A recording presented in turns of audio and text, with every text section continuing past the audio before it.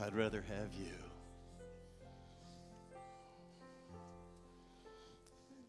In the depths and the moment of our worship, as we approach the next couple weeks, God's been dealing with me on just that song. Do our lives reflect that we'd rather have him more than we'd like a nice home? Do we desire things of the world more than we desire him? It's awful easy to take him for granted.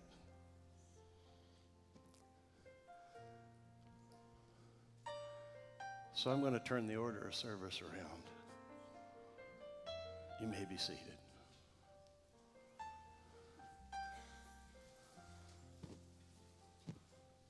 Thank you, sweethearts. Beautiful. Absolutely beautiful. I'd rather have you.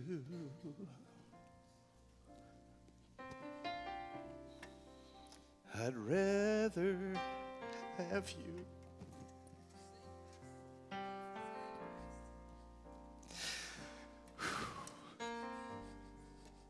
Nothing I desire more than you.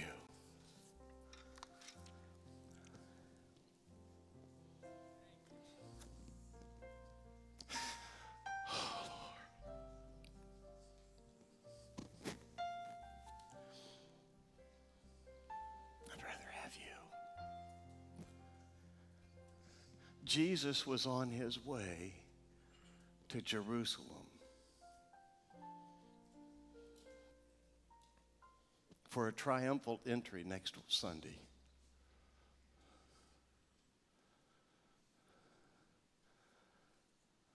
And he's got his disciples and followers with him on the road.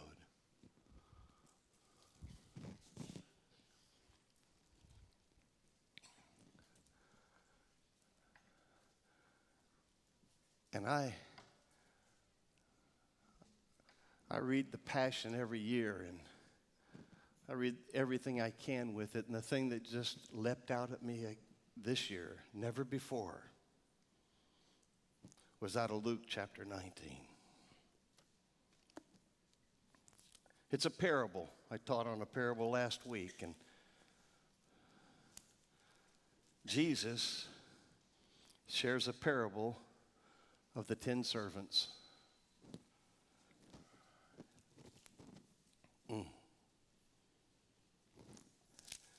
It's right after the part in Jesus and Zacchaeus get together. He's all excited, a new believer. But there's an incredible lesson here because we say we'd rather have him. How many stayed up for the basketball games last night? Anybody? Come on, you can be honest. Otherwise, we're going to have confessional. I'm so serious. I spent all day preparing, getting everything in order, and I think I'll just lay down. So I watched Carolina play. It's the ugliest ball game I've ever seen.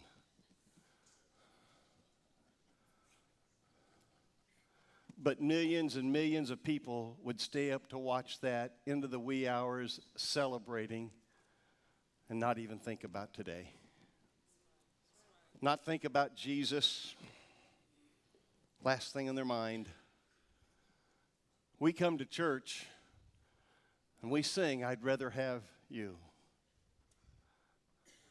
Nothing else I desire. And here's where I'm headed with this. We don't mind studying and rehearsing and rethinking through the entire the Passion Week. And God's Spirit keeps saying to me, if he had that kind of passion for you, where's your passion for him? Where's your passion? Where's your passion? You got fruit? Yep, that was last week. But it has to be every day of our lives. There needs to be fruit. But the passion God has instilled in us, and where is that passion? And the scripture calls it your first love. How about your passion? How about your passion? This parable speaks to us in volumes, but nobody wants to preach on it because you know what it does? It puts the accountability on us.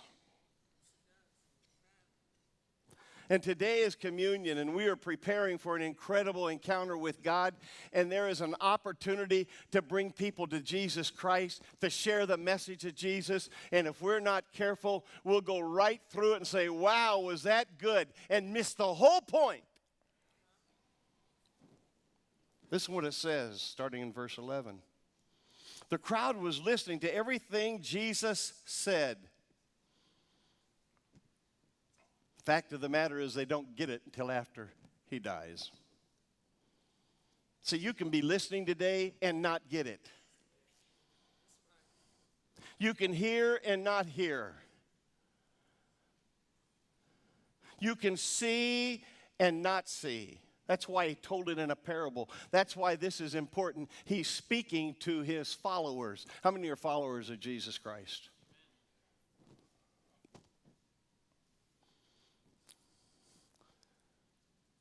And because he was nearing Jerusalem, he told them a story to correct the impression that the kingdom of God would begin right away. How many know Jesus is coming back? How many know Jesus is coming back?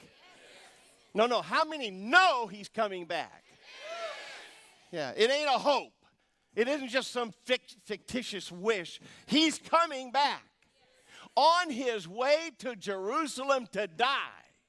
He says this, a nobleman was called away to a distant empire to be crowned king and then return. He knows he's going to die and he says to him, and I'm coming back. Beloved, if there is a doubt in your mind that Jesus Christ is delaying his return, it's only because the fulfillment of the word and that others will come to know him. That's the only reason. But he's coming back. And until I return, listen, before he left, he called together 10 of his servants. How many are servants of the Christ? Some of us aren't sure. This is not a lecture, folks. Before he left, he called 10 of his servants and divided among them 10 pounds of silver. So 10 servants, 10 pounds of silver. How much silver did each one get? Are you guys math majors or what? Y'all are afraid to make a mistake. 10 into 10 is 1. I got a little granddaughter who can say, how old are you, Blakely? 1. Listen to me. This is important. What is the pound of silver? What does it represent? I'm just going to be patient. What? $4.95?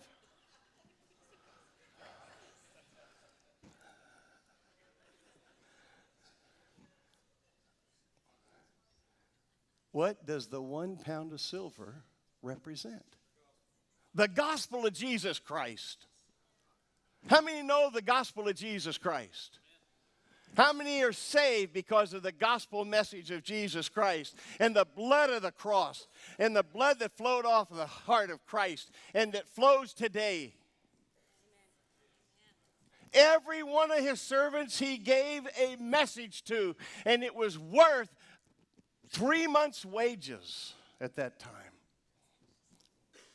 Listen to this. And he said to them, invest this for me while I'm gone. But his people hated him and sent a delegation after him to say, we do not want him to be our king. Is that not America today? Huh?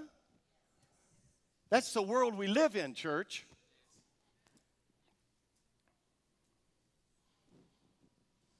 We don't want him to be our king. You and I are strange people desiring a kingdom that we don't even see. Worshiping a king and a Lord worthy to be worshiped, God of the universe, creator of all things. And yet there is a large population around us who says we don't want you as our king. Let me tell you what, they don't get to make the choice. Did you hear me? The creator of the universe, the sovereign God of the universe who created everything, put everything in position, understands beginning to end, Alpha, Omega. Yes, he gets to make the rules. Hallelujah. Boy, right out of worship, I'd rather have you. I'd rather have you.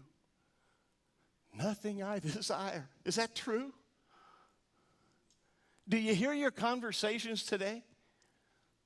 I walked in and I saw Max. I says, Max, how you doing? He says, yeah. I says, you and I are alike, aren't we? He says, uh-huh. We're both celebrating. See, I'm not above it. Let me tell you, I'm preaching for you. I ain't at you. I am for you. I also understand God calls me out too. How much would we rather have him? How much? What's more important? What's more important? I'll tell you what's normally incredibly been important is watching God move in our jailhouses where people seem to have no hope, and all of a sudden God's doing something miraculous. You know what? Jesus is about the lost, about discipling those who have come to know him. What about you? This is what he says. Invest this for me while I'm gone. But his people hated him and sent a delegation after him to say, we do not want him to be our king. After he was crowned king, and Jesus Christ has been crowned king. He's King of kings and Lord of lords, and he is master of all. He returned and called the servants to him he had given the money. He wanted to find out what their profits were. Got fruit?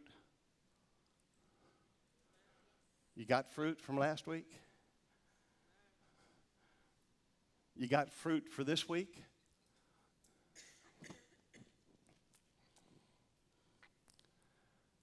The first servant reported, Master, I invested your money.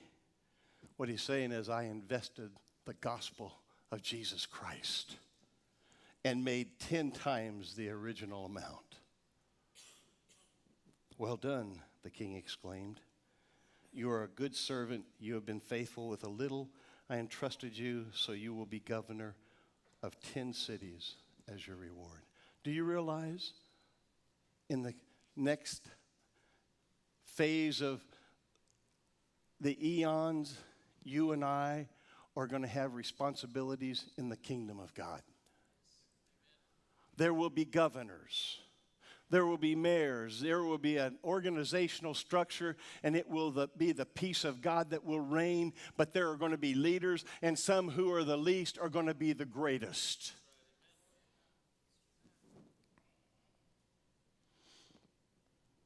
The next servant reported, Master, I invested your money and made 5 times the original amount. Well done, he said.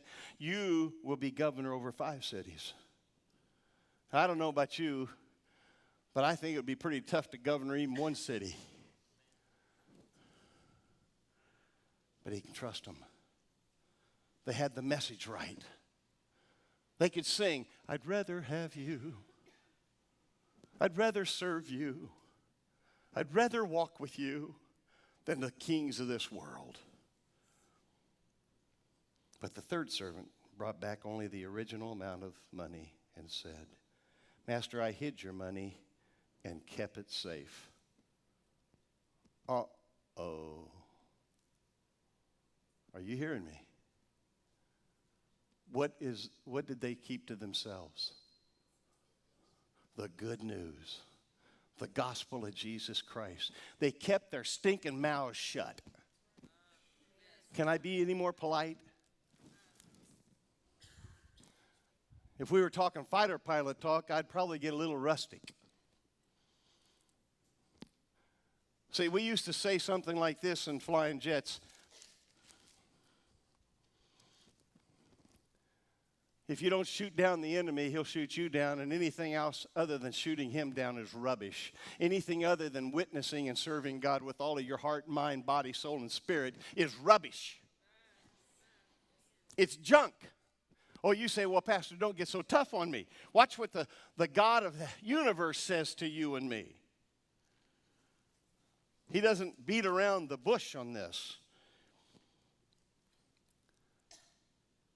I hid your money and kept it safe. Verse 21, I was afraid because you are a hard man to deal with, taking what isn't yours and harvesting crops you didn't plant. You wicked servant, the king roared. I don't want to hear that from my Lord. Your own words condemn you. If you knew that I'm a hard man who takes what isn't mine and harvests crops that I don't plant, why didn't you deposit my money in the bank? At least I could have gotten some interest on it. If you're a financial man, you probably understand that pretty good. Then, turning to the other standing nearby, the king ordered, take the money from this servant and give it to the one who has the 10 pounds. That ain't fair. Isn't that the way the world would work today? That ain't fair. Let me tell you, you don't make the rules.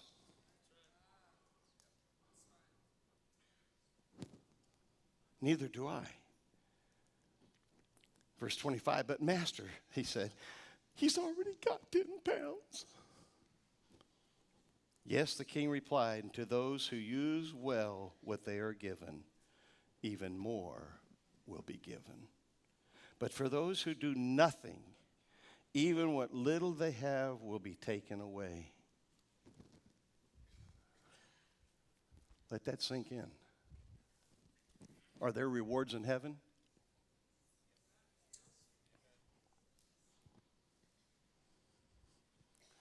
I've got a mansion just over in glory. I don't want to just get in the gate.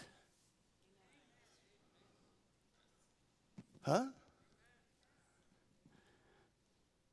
When I hit that gate, I want to be dancing and shouting and celebrating. You think they had a party last night, honey? You ain't seen nothing yet. Get me to heaven when I get to see my family, when I get to put my arms around grandmas and grandpas and folks who've gone away and people of First Assembly and people of Dunn, North Carolina who have fought the good fight and kept the faith and did not back up from their life for Christ. That's when I'm going to shout and jump. Glory to God. Hallelujah. Yeah. The ones who didn't compromise. The ones who not only sang the song, I'd rather have him. The ones who lived it. And as for these enemies of mine who didn't want me to be their king, bring them in and execute them right here in front of me. That's going to happen. That's going to happen. But here's where I'm at. God expects us to be about his business. He expects us to be about Matthew 28, where he says to us very straightforwardly, Jesus came and told his disciples, I have been given all authority in heaven and on earth. Therefore, go and make disciples of all nations. If you're going to make disciples, and Jesus Christ, one of his missions was to make disciples, but what has to happen before you make a disciple? Somebody's got to get saved. Right? Somebody's got to come to a knowledge of the Lord Jesus Christ. But faith cometh by hearing, and hearing by the Word of God. Somebody's got to be brought the message. That's what it means to be about the Father's business. Jesus is about evangelizing the world. For I came to seek and save the lost. I came to reveal the truth, who is Jesus Christ, the truth, the way, the life. None comes to the Father except through me. And there is no other avenue. We know it. The fact of the matter is, we're keeping it to ourselves. And we want to sing, I'd rather have you. Well, does he have you?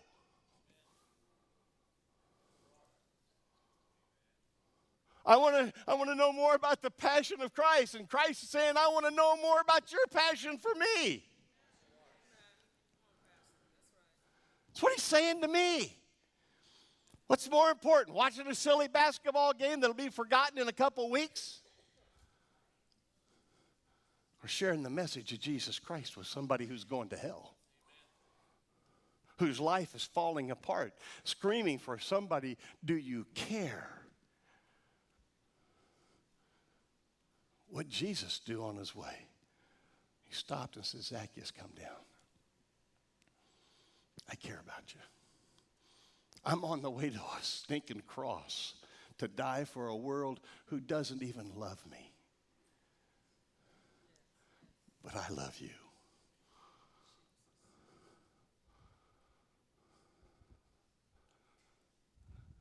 I'd rather have you. True? Then where's my passion? Where's my passion? It's not just on Sunday morning. Lord knows. It's not a Sunday morning sermon. It's an everyday sermon. Not only does the Lord want us to evangelize and disciple, he wants us to encourage one another. Look at your neighbor and smile. Says, that's my encouraging smile.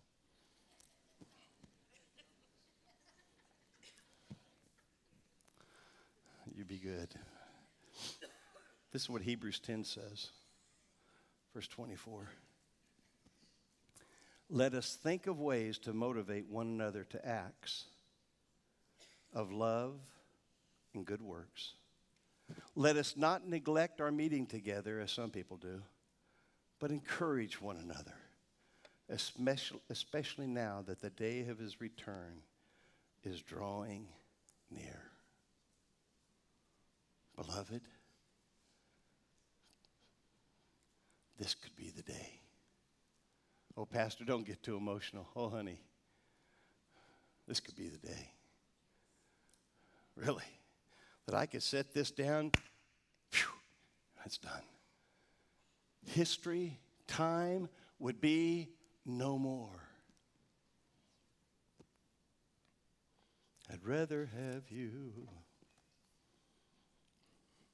It matters how we go about God's business.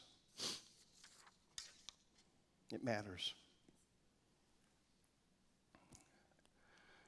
See, this is not about our talents. It's not about our gifts. It's about the message of the gospel.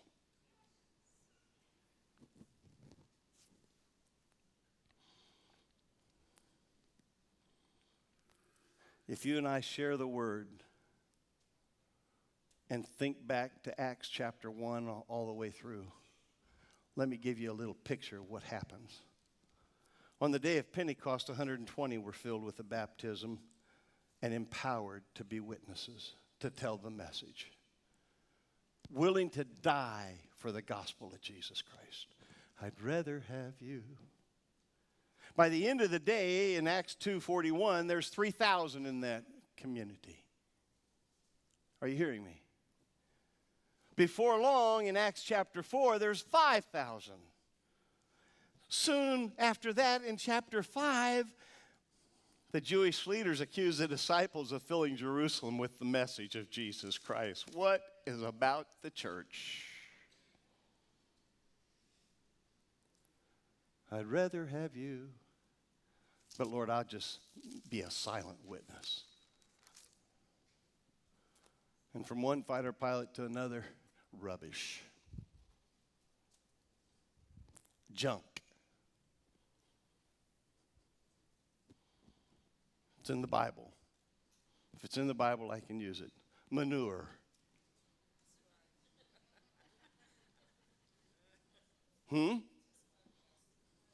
I say I love you, Lord, but my life is about me.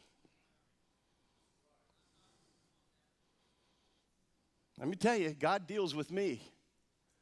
See, I love good things. I like nice places to eat. I like playing golf sometimes. I've played once in about 8 months, and that's plenty for me right now because there's more important things. I like a nice home, but let me tell you what, that home isn't going to go to heaven with me. My car ain't taking me to heaven. There's the blood of Jesus and the trusting in Him and having faith in Him alone, and that's the only way I'll get there. It ain't by my good works, but if I love Him, I will serve Him with everything I have. And anything else is rubbish. Paul said, I counted it all as rubbish. But the gospel of Jesus Christ. I'd rather have you. Wow. You say, Pastor, how do we get the message out? I'm glad you asked. See these little cards? How many know what's on this? You guys can't read that.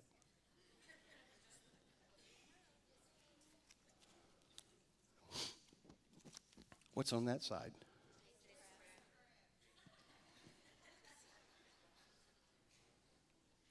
What's on that side? Ken, what's on that side? There you go. Ken says, I don't know.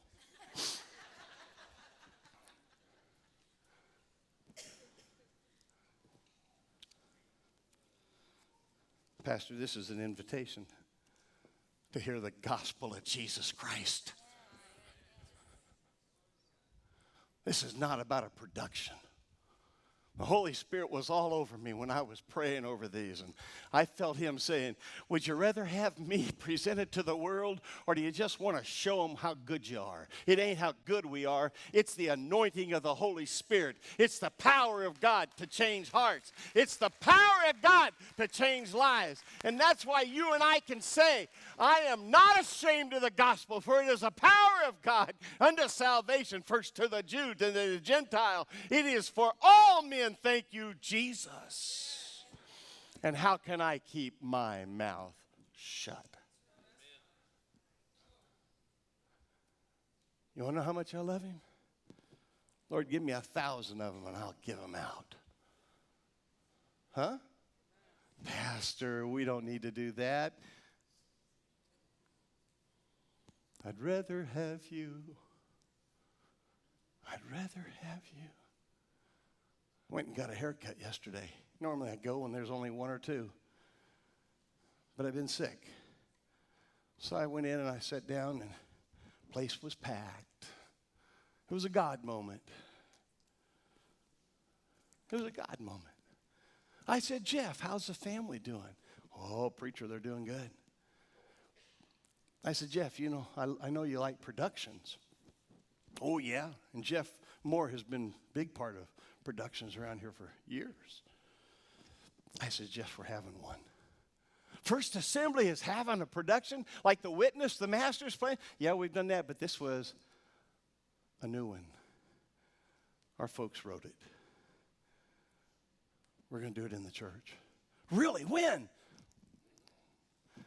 Sick 'em, Bobby. Sick 'em. Friday, Saturday, and Sunday. And I got to tell about a dozen people sitting there who were listening to Jeff and I have a conversation. I'm getting up and leaving. They says, what time? Thought you'd never ask. How many know what time it is? Friday and Saturday, what time? Sunday. There you go. See, you don't have to forget that if you have a card. Are you listening to me? We sing it, I'd rather have you than everything this earth offers.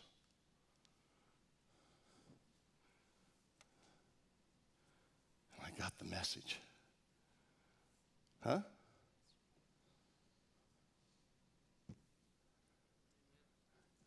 You know what? The day after the presentation on resurrection morning, these aren't any good. Do you hear me? And he said to the 10 servants, what did you do? Well, I've still got a dozen of them in my pocket. Not good enough. You say, Pastor, come on now. It's not that way. Well, let me share something with you that came to us in prayer this morning. Not an accident.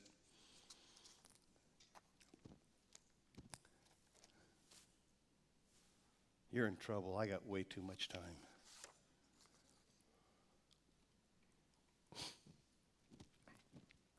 It's about 3.5 pages, but I'll encapsulate it. Cherry gave it to me.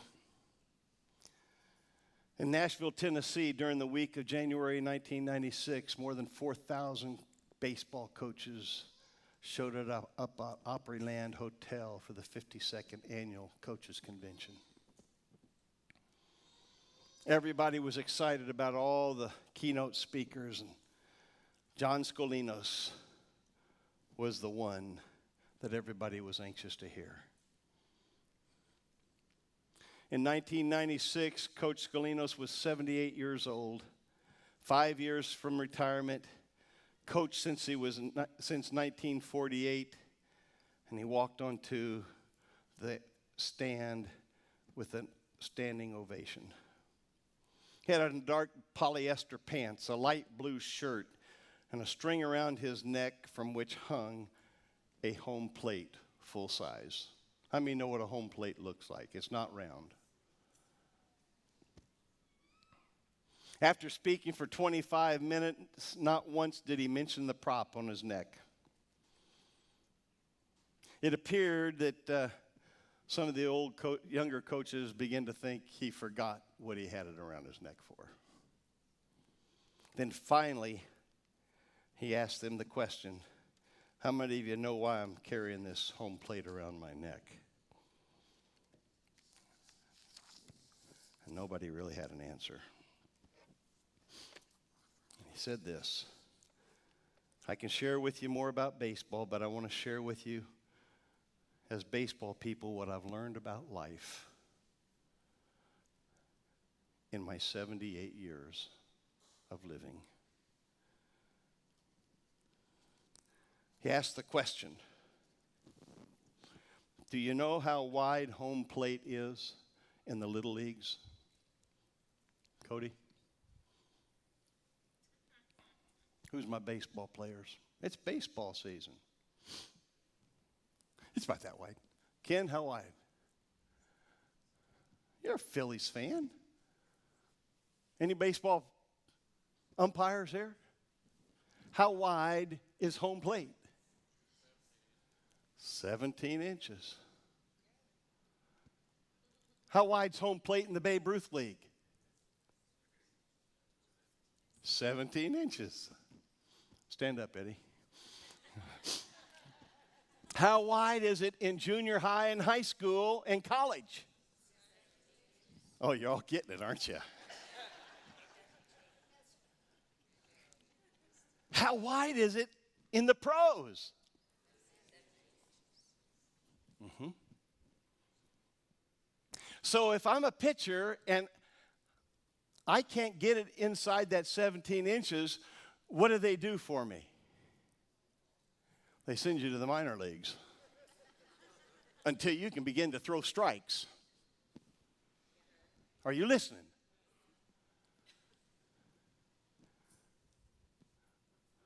Well, I can get it within 18. How about if we just widen it?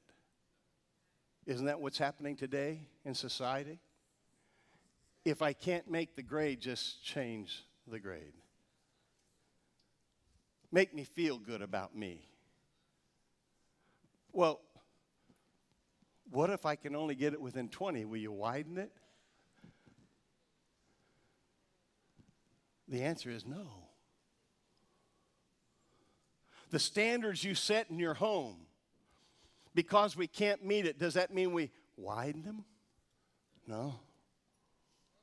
In the church, that because we don't want to show the holy reverence that we ought, does that mean we change the rule? No. Train up a child in the way that they should go. And then when they're old, they won't depart. But let me tell you what, stop changing the parameters. It creates confusion. It makes everybody think I can throw a strikes and I ought to be making $10 million a week for throwing a baseball out of a window. It ain't going to happen.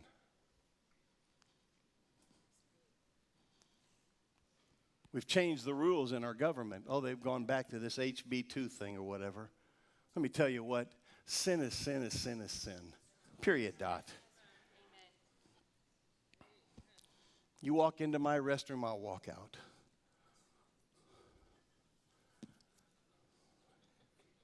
Huh? I've got a porta potty out there for you. That was a free thought.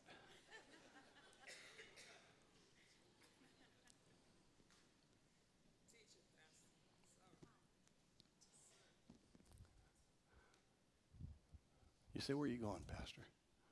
I'd rather have you, but I can only have him if I play by his rules. I can only have him if I follow his lead. He's the umpire. He's the judge. He is creator of the universe. He deserves my best and yours. I'd rather have you.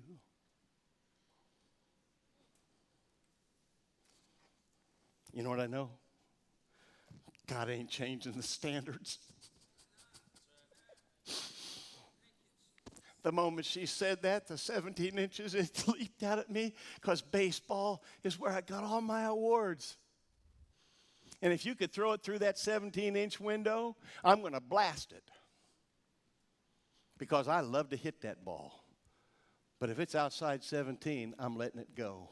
It ain't important. And God says, if you love me, you'll be swinging for the sweet spot every time.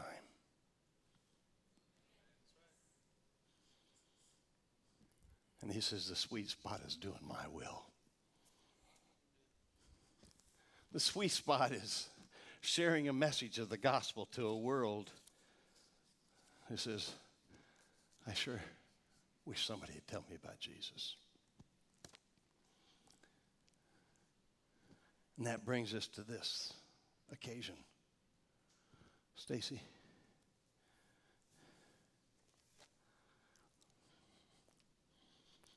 You don't need me to judge you.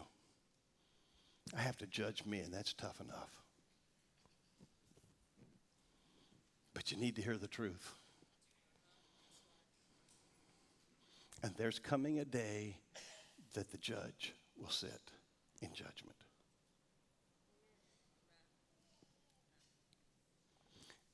And if I've kept my mouth shut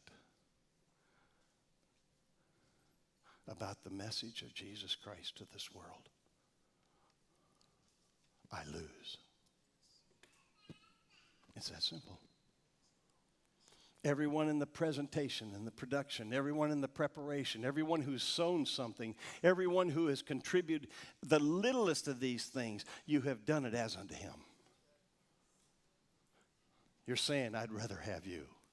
You could have easily stayed home and rested and relaxed and kicked back and caught your breath going into the holiday seasons and into this crisis time of life. where everything just seems, wow, it's fast-paced, but no, you're here and at home. Earlier this morning, I heard someone, and I won't even say her name, she says, it was about 1:30 last night before I fell off. Sleep. So much on my mind. That's what it means to say, I'd rather have you. I'd rather have you.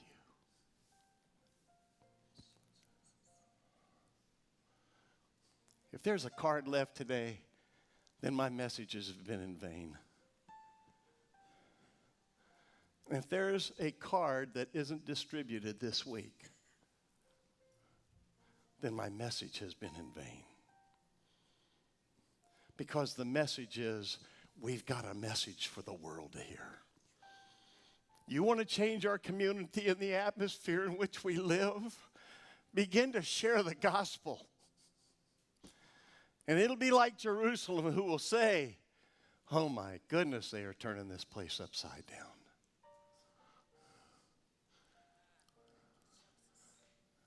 And you won't have enough room, not just at First Assembly, you won't have enough room at First Baptist or any other church in this town, because people will say, there is a place of hope. It's not in a church, it's in a person. His name is Jesus. I'd rather have him.